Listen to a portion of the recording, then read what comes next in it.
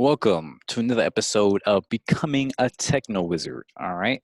It's been about a week since the last video. And this video, I'm going to basically answer some practice questions. All right. Um, few house cleaning things. I know I mentioned before that I was going to go through the case study thing and all that. Um, I was trying to do it's just a lot to get into. Like I haven't even finished design of everyday things. I just haven't had the time to really, really go through that. But I don't want to wait like months and months to read through that whole case study thing. Uh, for what was it called? Case study collective or UX collective or whatever. So I'm still going to do that on my own time. But in these videos each week, I'm going to, basically I created a whole schedule for myself to make it easier to make these decisions on what to actually do videos about and this and all these other things. So I'm gonna basically follow that schedule and try to do these more regularly and have more structure with what I want to do. um, so some top things that I really want to do is both to help me progress at the stage that I am right now, which is, in a job hunt. I'm going to start looking for a job. So I want to practice with these interviews. I don't really have too many people I can ask to help me with them. So this is going to be I think this is a good way to start practicing until I could, consistently find people to help interview me. So these questions I'm pulling from are actually my friend, who I did a video with, Kerry. I did a video with him last week. Um, he has what he calls a UX Thunderdome. So he's been in like over a dozen interviews, design interviews specifically, the last couple of months. So he's kind of picked out from the common list of interview questions that you would find, a common list of UX interview questions. He's picked out the most, the ones that he's seen the most, that he's been asked the most. And so I'm going to go through some of those today and just try to answer them. All right. So I'm gonna try to keep it relatively short. Let's aim for 20 minutes, and yeah, see how this goes. All right. First question, just normal question is tell me about yourself.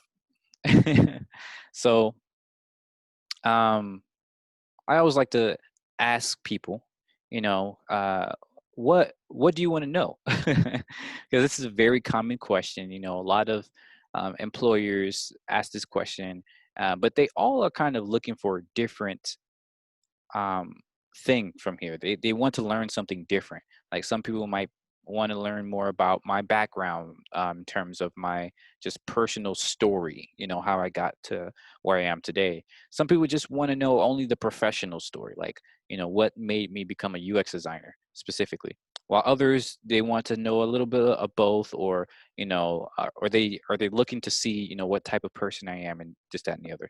So I like to ask, what do you want to know about my story? What about myself would you like to know more? And from there, that I will answer the question depending on that. But my kind of generic answer is something like this. So I guess the best way to tell about my story is to start with my passions, my ambition, which started from back in, I want to say, third grade, where I wanted to invent hover cars. All right. I was pretty serious about the idea of, inventing flying vehicles. I was taken away with things like The Fifth Element, Back to the Future, and stuff like that, the Jetsons. And I wanted to invent flying vehicles. I thought, because whenever you see that, you kind of envision with flying vehicles a better future. It's almost always with a better future. Sometimes it's not, like Fifth Element, it's kind of not. But it's usually with some type of interesting future, and it's just more exciting, more interesting. So I wanted to figure that out. So I spent first 10 years, I want to say, of my life, at least throughout grade school, really trying to invent this thing. So I researched mechanical engineering, aerospace engineering, learned a whole bunch about electromagnetics, even went into biomimetics and all this other stuff, even quantum physics, to try and understand this thing. But through that whole process, I just had to come to the realization that none of this was made sense to me. Like I was not good at any of this. I was not good at engineering, at science, at math. I was okay. Like I was a student in school, but I was trying to teach myself things that were not taught in my, public education. Like my science and math and all this did not go to the extent that I needed to learn. And I felt like I was always struggling to understand things like the Bernoulli principle, or thermodynamics and stuff like that. And it was just so far above me. And so I tried to figure out, okay, how can I accomplish my goal? How can I invent hover cars? Um, but in a using a skill set or a knowledge that actually, I'm good at, or at least can understand. And so I looked around to see how else do people invent things? Like, do they have to be mechanical engineers to invent something? No, they don't, right? A lot of times they just know a lot about a specific thing. They're a creator, they're a maker. And so um, the current kind of maker area was either hardware or coding. And I didn't have the resources to go into hardware, so I started to learn coding. So after high school, I tried to teach myself HTML, CSS. I actually tried to teach myself C++ first. I had a book on it that one of my uncles had. So I tried to teach myself C++. I think it was like C++ the hardware, something like that. And that was a mistake. um, but I eventually, went back into HTML, CSS, JavaScript. And even then when I went to the simple stuff of coding, not like C++ was way above me, but even with JavaScript, I realized this is still not me. Like I did not understand what was going on here. I could grasp the concepts of coding and of how computers work and all that stuff from a fundamental level, but when it came to putting together some code to actually create something, it was just too hard, right? Um, it was not just a matter of difficulty; it was a matter of enjoyment. Like I didn't enjoy the process of figuring out how to, get around this bug in your code, or how to, just do fundamental things that most coders actually enjoy doing. And so I kept looking around to see what else I can get into. I went into sales. I went into business. So that's why. And after high school, you see all these different experiences I have. Where I worked at a Fortune 500 company in information security, and then I worked at a startup started as a code person, but I wasn't good at that once again. So I went more into project management.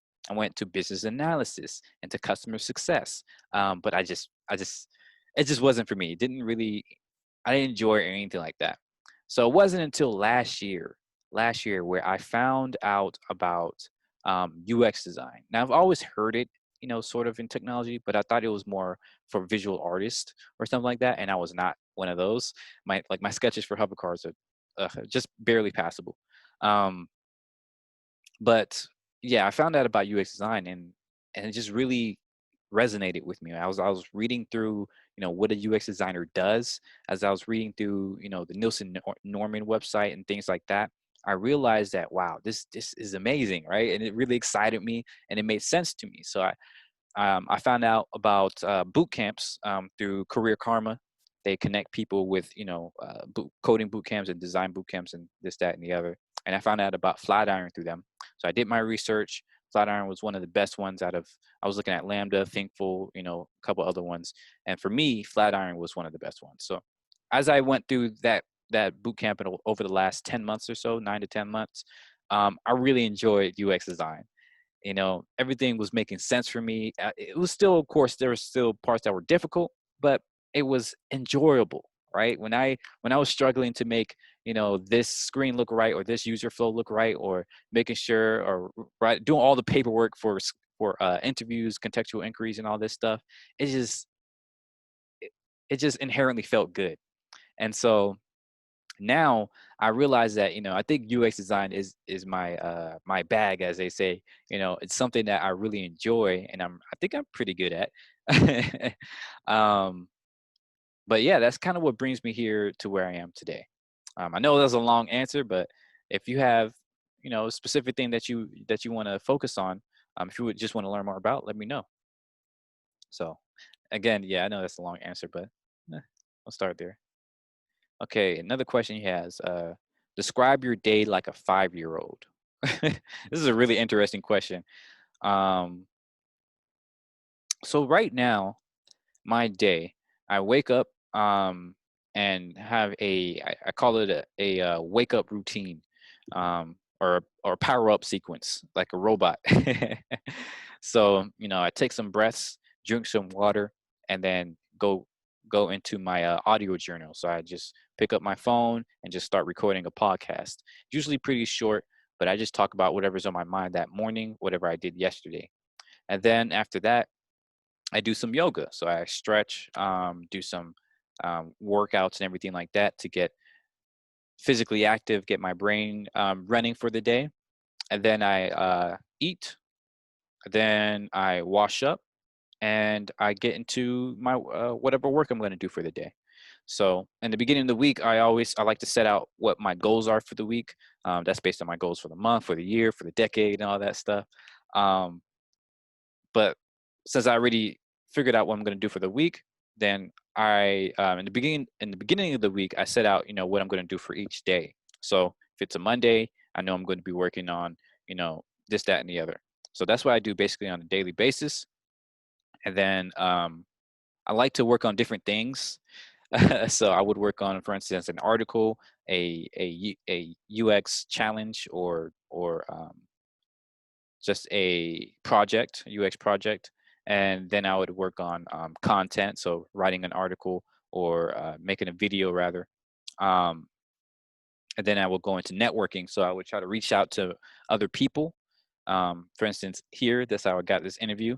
And then after all of that, my work day, then I would spend some time with my family, and then eat some dinner, and maybe if it's not too late, I would even get some gaming in. I love to play some God of War. Really into that right now. It's been a lot. I know it's been out for a while, but I only just now started playing it, and it's been really fun. And then after that, I do my evening routine, which is basically recapping the day, writing down what I did today, and then writing down what I'm going to do tomorrow, and go to bed around midnight, around midnight to 1 o'clock. So that's my day. Weird question, but I'm not sure if that would be asked. Let's see. How did you? Oh, I skipped one. List out the steps for creating a peanut butter and jelly sandwich. I don't know if people really do still do this one, but he put it on here, so might as well. So steps to making a peanut butter jelly sandwich. All right. First, determine what kind of peanut butter jelly sandwich that you want. So me, I like mine's toasted. I like to use like strawberry jelly, strawberry jam rather than typical grape jelly. I like to use creamy peanut butter rather than crunch or anything like that. So once you determine what kind of sandwich you want, then make sure you have those ingredients. um, so if you have all the ingredients in place, you got your bread, your peanut butter, your jelly, for me a toaster, and then once you have all those, then you can make your sandwich. You may want to make sure you get your utensils. So a knife, I use a butter knife, and a spoon, a small spoon, like a little tablespoon that you eat cereal with. And you get a plate. You can get a napkin too if you want to make sure you clean up after yourself. um, but yeah, those are all of your ingredients set out. And for me, my process starts with taking 2 slices of sandwich bread, like just sliced bread that you already have. Um, take 2 slices and put them in the toaster. Put them on. I like mine's a little bit more toasted, not too much, so around medium, just above medium. You toast those. Wait till it comes out. While you're waiting, you can go ahead and unscrew the cap for the peanut butter and the jelly. And then when your toast comes out, I like to go ahead and quickly get my peanut butter, take my butter knife and scoop some of the peanut butter out with it and spread it on the bread. Take the bread out, put the bread on your plate, spread it on the bread, and that way the peanut butter melts, onto the bread. So just beautiful. And then you take that's just on one piece of bread, of course. Then you take your spoon, scoop some jelly out, and spread it on your other bread. And it's up to you how you want to spread it. I like to spread mine evenly, but some people don't. So it's up to you. And then once you have that, you can put them together. You can cut the crust off if you want, cut it in half, whatever you want to do. Go ahead and clean up after yourself, because after you eat, you probably won't want to do all that. So go ahead and clean up after yourself. Screw the caps back on, put the peanut butter back in the pantry wherever you got it from, put the jelly back in the fridge, Put your utensils in the sink and then eat. Go ahead and you can eat in the kitchen or eat in the dining room, in the table, wherever you eat your food. And then yeah, that's it. Clean up after you eat, clean up after yourself, clean up your plates, throw away your trash. Boom bam. That is an interesting question. But I get it. You know, People ask those sorts of questions to see how you think. To see if you're an analytical thinker, if you can, communicate tasks and stuff like that. Um, I guess. So, how did you get into UX? So, I basically said that in my story. So, I would either refer back to that, or they were most likely the interviewer would just skip that question. Any good interviewer would just skip that question, since I already answered it before. But in the case that I did the tell me about yourself without going into, how I got into UX, then um, I would basically say that latter part. Um, okay, this is a really weird question. He said, what do you think of garden gnomes? I have no idea who would ask this question or why. Surprised he put this on here. Got to ask him about that because I don't even know what to say to that. If somebody really asked me something like this, I guess I would say uh, I don't really know much about garden gnomes. It's not really in my lifestyle. What do you know about garden gnomes? What do you want to know about this? What interested you in asking this question? What do you want to learn about me or about you know this interview? I suppose um, by asking about garden gnomes, because I don't know. I'm open to hearing you know what is what the interviewer has in mind, but I would just ask the interviewer, what do you want to know about this, about garden gnomes? That's really out left field right there. Okay, next question. What's more important, UX or UI? Ooh, this is a charged question right here. Now, as a UX designer, as somebody who wants to get into a job as a UX designer, of course, I would say UX because it is the user experience process. It is the process of making sure that you're actually building what people want, what actually will solve their problems. Um, doesn't matter how pretty your UI is, doesn't matter how good your UI is. If the UX, if the thing that you're building doesn't really make sense, is not solving problems, you're fundamentally, on shaky ground. You're fundamentally kind of messed up there. However, all that being said, UI is extremely important because people we are extremely visual creatures. I think the term I think humans take what 80 roughly 80% of the brain of the not the brain in total, but the sensory organs of the brain is dedicated to sight. I believe it's something crazy like that. Um, if not 80%, then at least a majority. A majority of the brain is taken for visual sight. So we very much um, judge things based on what they look like, and there's even an aesthetic effect of things that even if it doesn't actually function well, if it looks good, people will kind of rate it higher. People will spend more time trying to figure it out because it looks good, it feels good to use, and so on and so forth. So UI is extremely important. Not only that, but it's also easier to communicate um, value through aesthetics. Um, you can't have. I would argue that you can't have good UX without good UI. You need good UX. So they're what do you call it? What's the word I'm looking for here? Um, they're like but they basically go together. All right. So you would put UX and UI together. You can't have good UI without UX. You can't have good UX without good UI. Um, or at least without some UI, because even if you have an amazing experience, it's not a complete experience without the visual aspect, without the ability to actually click that button or or use that product or whatever.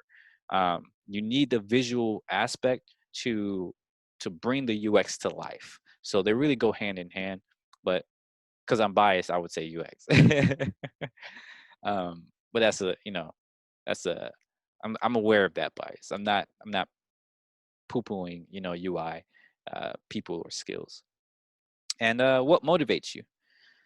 So, what motivates me is changing the world for the better. Like, seriously, I told you I wanted to invent hover cars when I was younger.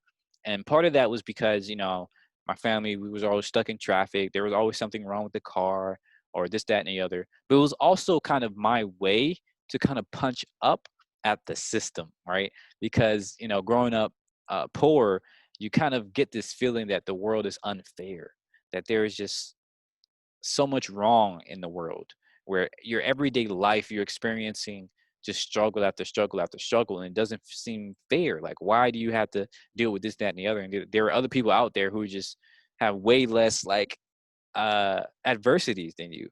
Don't get me wrong, everybody has their own problems and challenges and everything like that, but being poor is just much less luck, much less opportunities, much less um just abilities to really enjoy everything that life has to offer.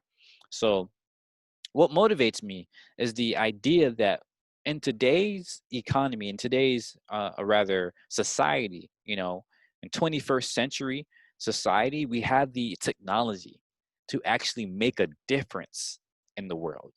And that's more than can be said than almost any other time in history, where the average person, couldn't really do much. Even if they felt like the world was unfair, you know, there was not much you can do about it.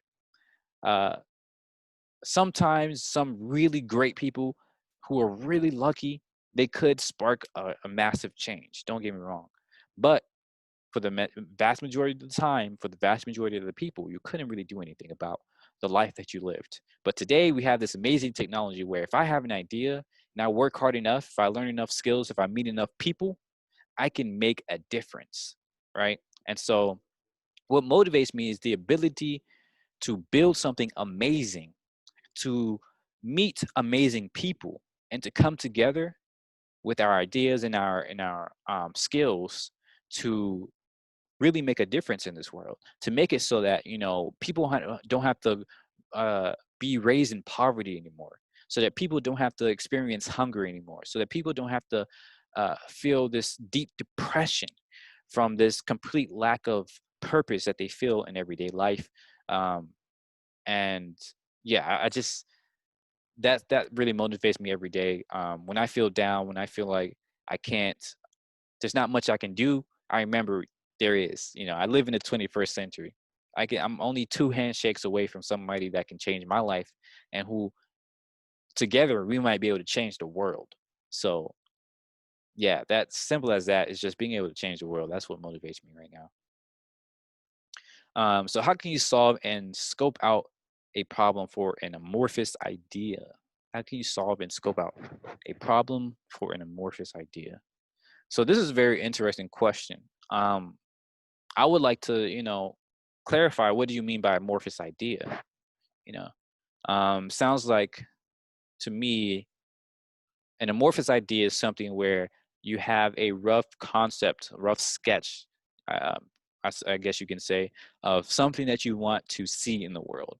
Right? Like maybe there's a service or a general product that you want to, or rather, maybe there's a theme, right? There's a feeling that you want to embark, that you want to um, come into the world, right? Maybe like for me, my amorphous idea is like, I just want people to live a more fulfilled life. I want to eradicate poverty and stuff like that, and help people feel inspired and motivated through everything they do. It's kind of an amorphous idea. It's more about feelings. It's more about um, the theme rather than I want this specific service or this specific product. And so for me, once you have an amorphous idea, it's really a matter of asking why and how. So you want to ask why because that will help you to determine what the problems are, what the real problems that you're trying to solve. So again, taking me for example, since I said I want to help people feel live a more fulfilled life, why do I want to do that? And the why is because I feel like today there's a lot of people who are not living lives that they enjoy. Right, a lot of people are depressed. Rates of depression is at an all-time high. Suicide is an all-time high. is the number one form of death, in developed nations. And so, and in other nations, they have poverty. They might have a better, some say they have a better happiness index, but they also have a much lower quality of life. So all across the world, we're kind of struggling with this idea of what what it means to live, what it means to be alive right now. And so the why is how do I solve those problems? And that also, breaks down to how. So if you want to say, how would you live a more fulfilled life? You give people purpose, give people access to information, to resources and stuff like that. You can break down the problem like that. So really, it's just a matter of asking why and how. So if you have an amorphous idea, once again, to recap, ask why do you want to accomplish that thing? Just ask more questions about that idea that you have until you get down into something that is a concrete, something that you can build a solution around. So yeah, how would you perform UX research without a budget? Think this is a great question because a lot of people claim they cannot do real UX, they cannot do research because they don't have the budget, right? They don't have the time and resources to spend on, finding people and, doing real research and stuff like that. But even in the few months that I've learned about UX design, I've learned that it doesn't take a lot, you know. Lean startup will tell you this. Even Nielsen Norman group will tell you this, and like the book I'm reading, Design of Everyday Things, will tell you this as well. And that research or design in general is simply a matter of asking, of solving real problems. Asking people what problem they have, and how painful is this problem, right? And then when you build a solution, testing that to say, hey, did this solve your problem? It's as simple as that. So if you're doing research, if you need to do research with, and you always do, all you need to do is go out and ask at least five people. you know they say you don't really need more than five people if you're doing just qualitative insights.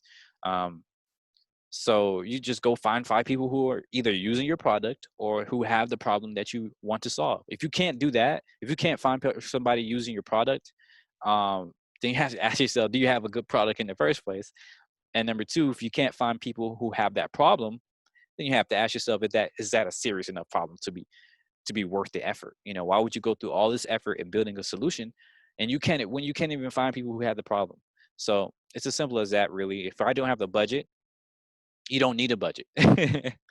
Just go I can go out today and ask somebody, hey, are you struggling with this? Does you once you figure out your personas, the people who you think have this problem, just go out and ask them. It doesn't take any money to do that. The thing about rewards and incentives, that's just a way to make it easier to do the research. It's not the only way to do it. Like, even for throughout Flatiron, I was able to, you know d- um, interview a couple dozen people without any incentives. I just walked up to them and asked if I can do the interview. um, so I think that's called guerrilla, interview, a guerrilla something, like guerrilla marketing, but for interviews, for UX interviews. So it's definitely a way you can perform UX research without a budget. And what projects are you working on right now? Ooh, this is an exciting problem, or exciting question. I was I like to work on a lot of things at once. I realized recently that maybe I might have ADD, ADHD, however you say it. Um, I can, but I'm not sure. All I know is that I I like to. I have a huge ambitions, right? Like I said before, I want to invent hover cars. But after realizing the folly of my ways, I realized that hover cars was thinking too small. Right? Hover cars was it doesn't solve the problem that I'm looking to solve. It doesn't solve the problem that a lot of people have today, which is, fulfillment, purpose, access to resources. And so right now I'm working on projects that will help me to build solutions for those problems. So that takes place in three main ways. One, um, simply sharing ideas and sharing knowledge. So I listen to dozens of podcasts, um, I kind of separate into different ones every quarter, every few months. I kind of rotate out. But yeah, I take all of that knowledge. I do more research even besides that, and write articles, write blogs, do podcasts, and then even write books. I've written one book so far. I'm working on another book right now, and so that's one major project is basically content, and two is is I think what I call like the first iteration of my next big idea, which is what I call Flubby, inspired by Flubber, the movie, the Robert De Niro movie, where you have this little ball of blob, like this little blob that's bouncing around, and it's it's just a really delightful little toy, I guess, and it's kind of magical in that it can do kind of techno magical rather. It can do anything. It can repair a car or help you fly or this, that, the other. It was a really weird movie, but it was one of the things I really enjoyed when I was young. And so um, after I came up with this idea because after I realized that I couldn't invent hover cars, I realized that I need better tools so I can test, would this idea work? Because when I was growing up trying to make this thing work, to make this invention worked, I needed visuals. I needed to show people what I had in mind for this thing, and so I had to use Play-Doh, Legos, all this other stuff. But I didn't have a real tool to show people, and the only things out there was like 3D Max or Blender, these really complicated um, graphic interfaces, graphic engines, and stuff like that. And that was way above my pay grade. Like I couldn't afford the computers for it to run that, and I couldn't afford the software for the ones that weren't free. So I thought, what? Why don't we have a simple creativity tool where anybody can just be like, I have an idea, let me make a visual, right? So I can share this idea with others. So I can see if people want this product. So I can see if people want this service. And so for the last couple of years, really, I've been working on this just a little bit, like 1% a day, brick by brick. And so that's my second really major project. Um, my third is just sharpening my skills. So, and that's particularly for virtual reality and augmented reality. I really think, I really know, really, that AR and VR is going to be the future. We all know that, but I think we aren't going to be prepared. So, and this is really bad because as we see today, with the advent of, really in the last decade, when the computer interfaces went from mobile all right. Went from mobile to I'm sorry, went from web design, web, web desktop to mobile. There was a huge problem with tons of companies, tons of people just not being able to design, not being able to adjust right. Even to this day, we still have so many websites that aren't mobile friendly. So, and these are really important, like government websites. We try to do it on our phone, it's just a mess. We can't do it, right? But 60 to 80% of the traffic of the ways that we use the internet today is on our phone. And so I believe that in the next 5 to 10 years, most of the traffic is going to change to augmented reality. Now, I'm not sure what form that would take. That might be glasses. That might be some type of personal hologram. That might be, just simply having your phone and having contextual. I call it contextual interfaces. So whatever is going to be, we need to be more prepared because this is going to impact the world at a much greater level. And so that's my third project that I'm working on, is making sure that we can make sense of this new interfaces, and so that we can build resources and interfaces that just work far better and are more enjoyable. So yeah, I'm gonna end it there because I gotta go. But hope this was interesting. Hope this was useful. Hope this was enjoyable. This is definitely good practice for me. I know I need to work on making my answers shorter, more punchy, you know, and just got to practice. But yeah, thanks again for watching, and have a great day. Bye bye.